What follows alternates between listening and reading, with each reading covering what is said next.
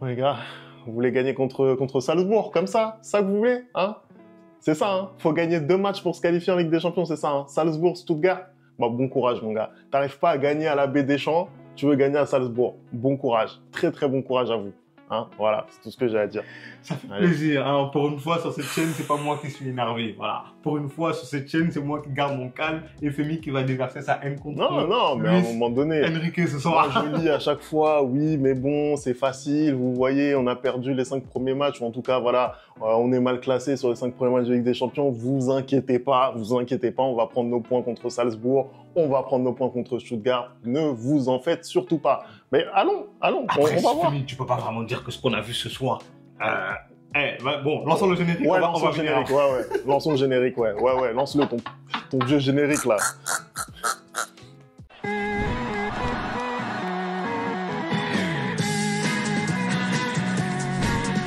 Bon, allez, on va commencer ce débrief. On va essayer de le finir rapidement, parce que moi, sincèrement, je suis au bout du rouleau. En fait, j'ai l'impression qu'on se répète de match en match, de semaine en semaine, que oui, on domine les matchs, etc. On est en maîtrise. On est à plus de 70% de possession, mais encore une fois, on n'arrive pas à marquer. Et encore une fois, c'est la malchance. Encore une fois, c'est l'inefficacité. Hein. On se demande quand est-ce que les gens vont vraiment prendre conscience qu'il y a un autre problème dans cette équipe, hein, qu'on va vraiment vouloir regarder les choses en face. Mais là, ça peut plus durer. C'est pas normal que ça continue à chaque fois au fur et à mesure que le PSG joue. C'est vrai que c'est très étrange quand même. Tu viens de le dire quand même. On a l'impression qu'à chaque match, le Paris Saint-Germain aligne les stats et aligne les records. On a encore vu contre Nantes 84% de possession de balle sur l'ensemble du match. Je crois que c'était un record de toute l'histoire de la Ligue 1. Ce soir, c'est plus de 70% de possession de balle. En fait, j'ai l'impression que ce Paris Saint-Germain, le match, il peut durer 4 jours, ils ne vont pas marquer. Mais moi, ce que je ne comprends pas, Femi, vraiment, en plus, tu vas peut-être nous expliquer un peu une nouvelle mise en place tactique ce soir, où on voit un Zaïre Emery qui est un peu plus porté sur la défensive que vers l'attaque, et c'est plutôt Fabien Ruiz qui monte en attaque. On a un Nuno Mendes aussi qui s'est un peu mué en sorte de milieu droit, un peu qui prenait beaucoup la profondeur, milieu gauche, pardon, qui prenait beaucoup la profondeur, qui dédoublait. En fait, moi, ce que je comprends pas, et ce que j'ai du mal à comprendre, c'est que tu regardes la feuille de stats des derniers matchs du Paris Saint-Germain, ça fait 3 matchs sans victoire, là, dont 2 matchs nuls et 1 défaite. Il se crée, enfin, j'avais pas envie de dire qu'il se crée énormément d'occasions, mais il y a de la construction, il y a du jeu dans l'équipe. En fait, tu vois une équipe qui maîtrise dans le jeu. Ce soir, moi, ce que j'ai vu, c'était très très beau en termes de football. Et je me suis dit, hein, pendant tout le match, je me disais, mais Auxerre va craquer. J'en étais persuadé parce que je pensais que la manière dont le Paris Saint-Germain jouait, je ne voyais pas comment Auxerre allait réussir à résister tout le match. Hein. Auxerre a fait un très très beau match. Hein. Défensivement, ils ont été très très forts, ils ont bien appliqué leur plan de jeu. Mais je ne comprends pas en fait comment on peut avoir une différence aussi grande dans la construction et dans la finition. Écoute, je sais pas. Je vais pas te mentir, je ne sais pas. Tu m'as posé la question sur la composition de départ. Alors oui, sur le papier, c'est quelque chose voilà, qu'on est habitué à voir, hein, un 4-3-3 classique. Il a fait le choix au milieu du terrain de ne pas mettre João Neves. Du coup, ça faisait un milieu de terrain avec Vitinha, Warren et avec Fabian Ruiz.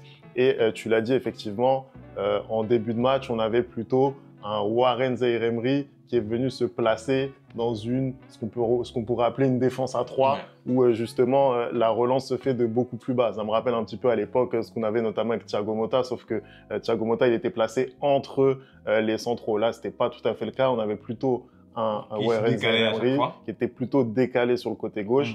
Il a laissé d'ailleurs un petit peu cette position à la fin. Je crois que c'est Vitinha plutôt qui s'est mis, notamment en fin de première période, qui s'est mis dans cette position-là. Mais je pense que Luis Enrique, il a bien compris depuis le début de saison que Nuno Mendes était particulièrement bridé sur ce côté gauche. Il fallait trouver la solution pour que Nuno Mendes puisse s'exprimer. C'est pas possible d'avoir un joueur qui a autant de potentiel offensif et qui ne puisse pas monter autant que ce que fait Achraf Hakimi habituellement. C'est pour ça que il a certainement opté pour ce système. En plus, il savait très bien que face à cette équipe auxerroise, il allait avoir la maîtrise du ballon. Voilà, l'adversité a priori est beaucoup plus faible que ce qu'il peut rencontrer notamment en Ligue des Champions. Il faut quand même noter que, bon, au-delà du contexte du match qui arrive avec Salzbourg, qui est un match très très important, voilà, on a une équipe d'Auxerre. Voilà, là pour le coup, on n'est pas loin du match coup près. Bah, on a une équipe d'Auxerre qui tourne bien en championnat cette saison, qui est un promu, qui a fait l'ascenseur, mais qui est bien là cette saison en Ligue 1, qui est resté sur 3 victoires en 5 matchs, voilà, qui est, je crois, 8e du classement. Dans le ventre mou du classement. J'aime trop cette expression, dans le ventre mou du classement. Mais du coup, pour un promu, c'est plutôt positif. Et effectivement, voilà, le PSG, on savait malgré tout qu'ils allaient avoir la maîtrise. Alors, ce qu'on voit au début, bah, c'est tout ce qu'on n'aime pas voir. Voilà, ce qu'on voit sur la première mi-temps, je suis désolé, on n'arrive pas à les mettre en danger. Et là, vraiment, on a vu, je pense, le pire pour moi de ce PSG version Luis Enrique.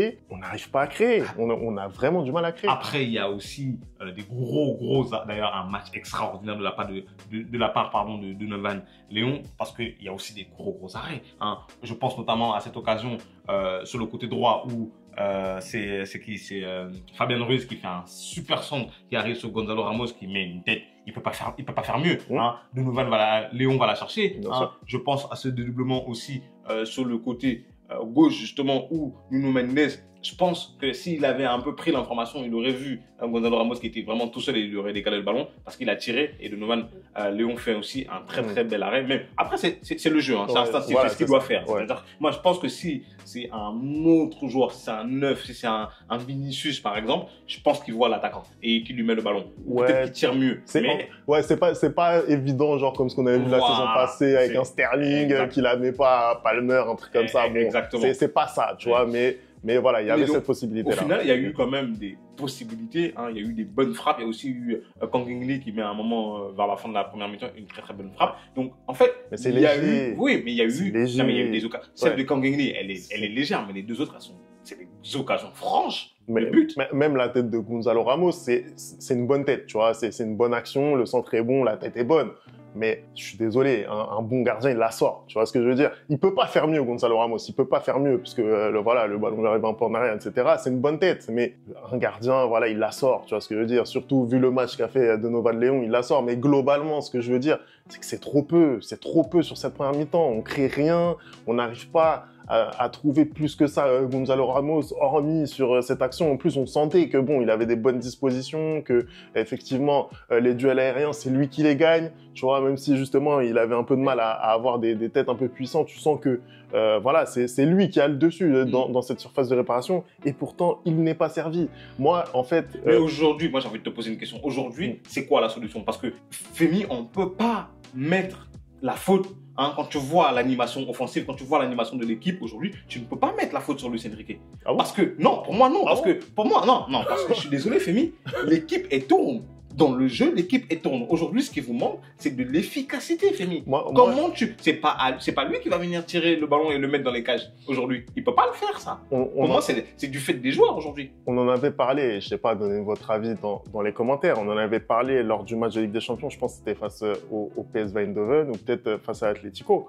Moi, ce que je pense, honnêtement, je te dis la vérité, c'est que le PSG tel qu'il est aujourd'hui et ce qu'il produit par rapport à la réalité, c'est en fait, on a une vision biaisée. Moi, je continue de penser que ce PSG-là ne se procure pas des occasions aussi nettes qu'on veut bien le dire. On ne veut pas regarder la réalité en face. Mais il y a énormément de situations. Et encore, je trouve que sur ce match face à Auxerre, c'est peut-être pas le match où on est le plus neutre. Tu vois ce que je veux dire? Parce que en deuxième mi-temps, pour le coup, il y a eu des grosses occasions. En deuxième mi-temps, il y a eu pas mal d'occasions et Donovan Léon, il fait pas mal de miracles. Il y a aussi pour le coup, là, vraiment notre inefficacité.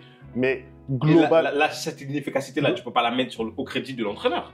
On est d'accord. Là, si tu prends cette deuxième mi-temps et encore, vas-y, ces 20 dernières minutes, oui, c'est pas l'entraîneur qui est face au cage et qui doit marquer. Voilà. Mais plus globalement, puisque le PSG traverse quand même une période qui est compliquée. Tu vois ce que je veux dire? Là, ça fait 2 matchs d'affilée qu'on n'arrive pas à gagner en Ligue 1, alors qu'on disait que oui, le PSG en Ligue 1 marche sur la Ligue 1. On est toujours invaincu. On tournait à une moyenne de 3 buts par match en Ligue 1. Donc, on disait ah oui, mais c'est le niveau voilà, qui en Ligue des Champions s'élève et qui fait qu'on n'est pas capable de marquer. Moi, je te réponds aujourd'hui, qu'est-ce qui fait que maintenant, même en Ligue 1, on n'arrive pas à marquer? Pourtant, le niveau, il est moins bon qu'en Ligue des Champions. Et l'élément de réponse que je te dis, c'est que, pour moi, on n'est pas suffisamment dans les bonnes conditions et surtout, on génère pas assez d'occasions. Ce que moi, j'aimerais dire, c'est par rapport notamment au choix des hommes. Et c'est pour ça que je pense que... Parce que j'allais arriver là-dessus. C'est pour ça que je pense que Luis Enrique, il a quand même une responsabilité.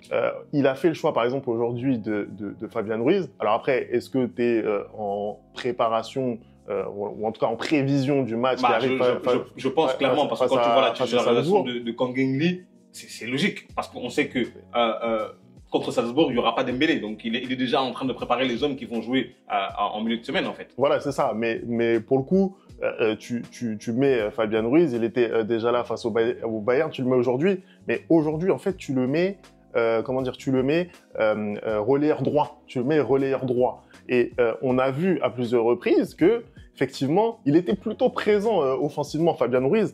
Mais à chaque fois, le dernier geste n'est pas bon. Oui, à chaque fois, le dernier geste n'est pas bon. Le dernier geste n'est pas bon. Et même, parfois, quand il est sur son bon pied, etc., les contrôles, c'est compliqué. Ouais, c'est compliqué. C'est pas vraiment dire que c'est un match où Fabian Ruiz a éprouvé des difficultés. Je pense qu'il fait quand même un match plutôt correct ce soir. Non, mais en fait, le match est correct. Mais à un moment donné, quand tu veux gagner des matchs et quand tu as besoin d'élever l'exigence, bah, tu es obligé de constater que Fabian Ruiz ne répond pas à l'exigence que tu as besoin quand tu es au Paris Saint-Germain. À chaque fois, on est là, on dit « Ouais, mais tu peux pas taper sur Fabian Ruiz parce que bon, il fait plutôt un bon match. » Oui, mais à un moment donné, tu as besoin en fait de franchir ce cap. Tu as besoin de passer justement ce cap en termes de niveau. Et Fabian Ruiz, c'est lui normalement qui doit t'amener ce gage technique. Tu vois ce que je veux dire? C'est lui qui doit t'amener ce gage technique. C'est en tout cas le profil de joueur qui doit t'amener ce gage technique. Il est pas spécialement rapide, Fabian Ruiz. Tu vois ce que je veux dire? À un moment donné, il joue sur quoi? Il joue sur sa technique.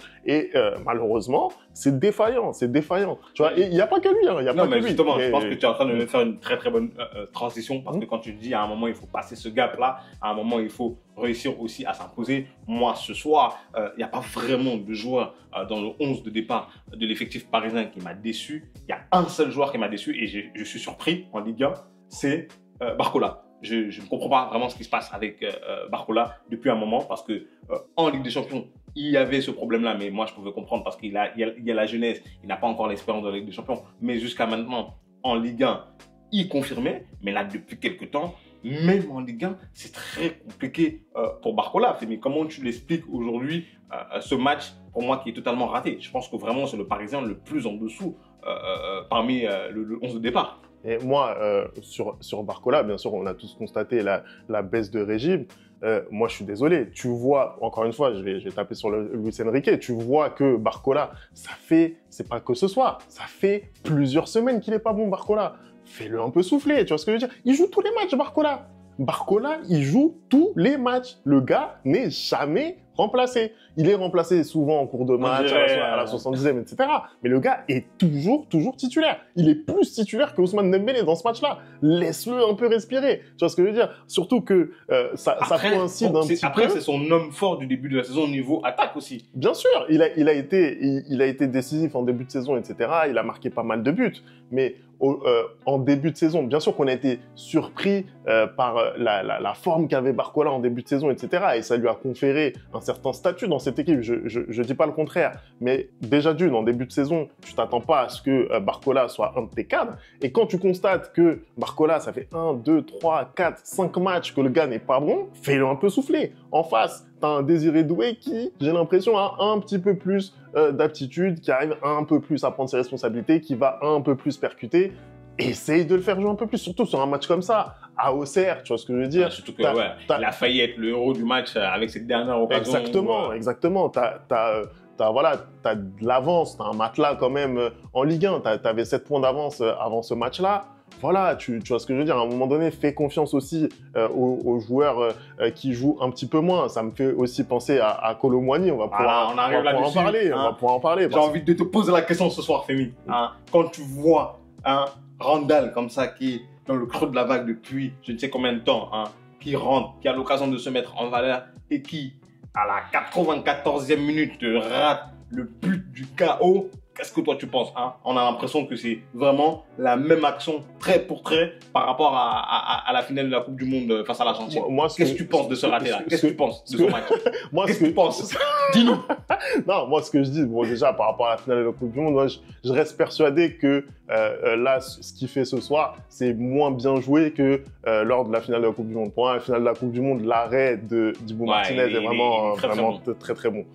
Mais sur la rentrée, déjà, au global de Kolo Muani, moi, je la trouve plutôt intéressante. En fait, le truc, c'est que, comment dire, Kolo Muani, t'as l'impression, lui, pour le coup, il n'a pas le droit à l'erreur. Le gars rentre une demi-heure, il a l'occasion, il la rate. Oui. Moi, je vais pas commencer à te tourner autour. Il la rate, il doit marquer, il la rate. Tu vois ce que je veux dire? Il la rate. Quand t'es pas en confiance et que t'as ce genre de ballon là, tu dois le mettre. Mais le gars, ça fait, en fait, depuis 5 matchs, le gars, il a dû jouer peut-être 30-40 minutes. C'est anormal. Bien sûr qu'il doit marquer. Il doit marquer. Tu vois ce que je veux dire? Des actions comme ça, ça va pas pousser Enrique à le mettre plus. Ouais, mais comment en fait t'expliques ce 2 poids 2 mesures? T'as Ousmane Dembélé, depuis le début de saison, il t'a raté. Des comme ça, il t'en a vendangé des dizaines et des dizaines. Comment est-ce que t'expliques que Barcola, il met plus un pied devant l'autre? Ça fait 5 matchs, il est toujours titulaire. Pourquoi tu fais pas un petit peu plus confiance à Kolo Muani en sachant que, bien sûr, il rate l'occasion, je le répète encore une fois, il doit marquer, c'est son rôle, mais bien sûr que pour un numéro 9, la confiance, c'est prépondérant. Il sait très bien qu'en face de lui, le gars ne lui fait pas confiance. Et par rapport à ce qu'il a fait dans ses différentes entrées, je suis désolé, il mérite pas ce traitement. Après, voilà, bien sûr que il doit marquer. Non, moi, je maintiens quand même que ce soit, je suis désolé que tu sois en confiance, que tu sois pas en confiance quand ton équipe a besoin de toi comme ça, surtout que sur une occasion claire, nette, précise comme ça, il doit marquer. Finir. Voilà. Ça m'amène à ma dernière. Après, je me permets de préciser, Dembélé, il rate encore. Oui, il rate encore en face à face aussi. Voilà, aussi. Après, elle est un peu plus compliquée quand même. Elle est un peu plus compliquée, mais soyons honnêtes. Non, un peu plus. Voilà. Un peu, comme ça. Non, beaucoup plus, beaucoup plus. Bon, maintenant, ça m'amène à ma dernière question. Toi, en ayant vu ce que tu vois là contre Nantes, en ayant vu ce que tu as vu contre le Bayern, en ayant vu ce soir ce que tu vois contre Auxerre, est-ce que tu es inquiet par rapport au match face à Salzbourg au milieu de la semaine? Je suis très inquiet. Je te dis la vérité. En l'état, on va pas du tout gagner contre Salzbourg. On va pas gagner. Et je me répète encore, les gens qui pensent que oui, le PSG, il va mettre ce petit coup de collier nécessaire quand il faut, tu vois, pour gagner à Salzbourg, pour gagner à Stuttgart. Moi, je suis désolé, le football, ça marche pas comme ça. Et sur ce qu'on voit maintenant depuis 2 mois, bah, je suis désolé, on est en dessous. Alors, bien sûr que les joueurs ont leur part de responsabilité. Je pense que le coach aussi a sa part de responsabilité dans l'animation et dans le choix des hommes surtout, parce qu'il y a des choses, encore une fois, que je ne comprends pas. Mais voilà, après, je continue de penser que même avec tout ça, Paris est favori quand même pour aller gagner à Salzbourg. J'espère que là, peut-être que ça va rentrer. Mais je suis désolé, quand je vois la prestation encore une fois ce soir, je suis pas confiant. Tu vois ce que je veux dire? Je suis pas confiant. Aujourd'hui, je peux pas t'affirmer à 100% que le PSG va gagner à Salzbourg. Et ça, c'est dramatique en vrai. Après, je peux comprendre. Franchement, c'est très, très difficile quand tu vois la manière dont ils jouent et quand tu vois leur finition, de comprendre ce qui ne va pas dans cette équipe, parce que pour le coup, je pense pas que les buts d'un coup comme ça vont arriver. On rappelle que les 3 derniers matchs, Paris n'a pas marqué qu'un seul but. Donc c'est très très compliqué pour eux aujourd'hui. Mais bon, après, Salzbourg n'est pas non plus au mieux en Ligue des Champions. Heureusement. Heureusement. Donc, je vois pas comment le Paris Saint-Germain peut aller faire encore un énième faux pas à Salzbourg. Donc pour moi, je pense quand même que malgré tout ce qui se passe depuis le début de saison et depuis quelques temps pour le Paris Saint-Germain, ils vont réussir à aller s'imposer à Salzbourg, contrairement à une autre équipe dont je ne citerai pas le nom. Voilà. Écoute, moi en tout cas, j'espère sur ce match contre Salzbourg qu'il osera, Luis Enrique, enfin faire des choix à trancher dans le vif. On rappelle qu'Ousmane Dembélé va pas jouer ce match-là, donc il va vraiment falloir qu'il prenne les bonnes décisions, qu'il arrête de mettre des joueurs qui n'arrivent pas à marquer. Voilà, c'est tout simple. Voilà. Allez, merci d'avoir regardé cette vidéo. On n'oublie pas les bonnes habitudes, le replay foot. Et on se retrouve très très vite pour une nouvelle vidéo. Ciao! Que Dieu bénisse le replay foot. Que Dieu bénisse le replay foot.